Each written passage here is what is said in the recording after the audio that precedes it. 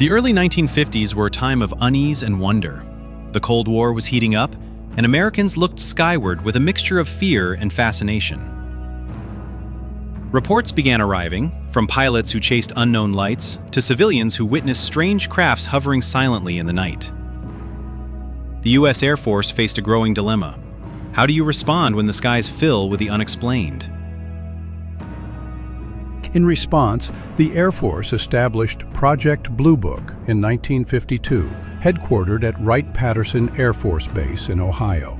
Its mission was twofold: collect and analyze UFO reports and determine whether they posed any threat to national security. But the context could not be ignored. Radar technology was advancing rapidly, and tensions with the Soviet Union meant that any unidentified aircraft over American soil was a potential enemy threat. Moreover, public hysteria loomed large. The government sought to control the narrative, to calm the fears stirred by sensational press reports and popular culture obsessed with flying saucers. Bluebook was inundated. Over 12,000 reports poured in, ranging from simple lights mistaken for planets to complex radar and visual encounters with multiple witnesses. Yet how deeply did Bluebook actually investigate? Did it seek the truth? Or was it a front for disinformation? In 1953, the CIA convened the Robertson Panel, a group of scientists and intelligence officers. Their conclusion was clear. The UFO phenomenon posed no direct threat, but the public's reaction could be dangerous. They recommended a coordinated campaign to debunk sightings and discourage public interest. Project Bluebook's role was adjusted accordingly, emphasizing explanation and dismissal over open investigation.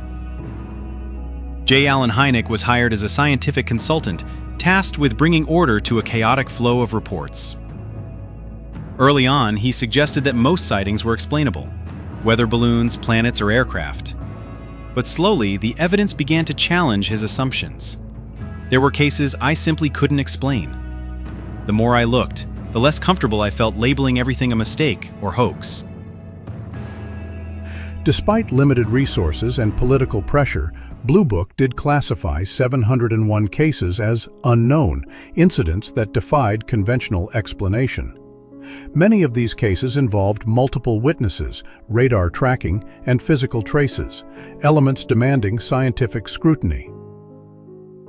But what happened to those unknowns? Were they studied in depth or quietly shelved? And what about cases where witnesses claimed to be silenced or documents disappeared? Project Bluebook formally ended in 1969. Its conclusion: UFOs were neither a threat nor evidence of alien technology. Yet the official files, now partially declassified, leave us with a deeper mystery. Why were so many reports dismissed without thorough explanation? In this series, we'll open those files. We'll meet the witnesses who saw what others refused to believe. And we'll ask the question that remains: what was Project Bluebook really hiding?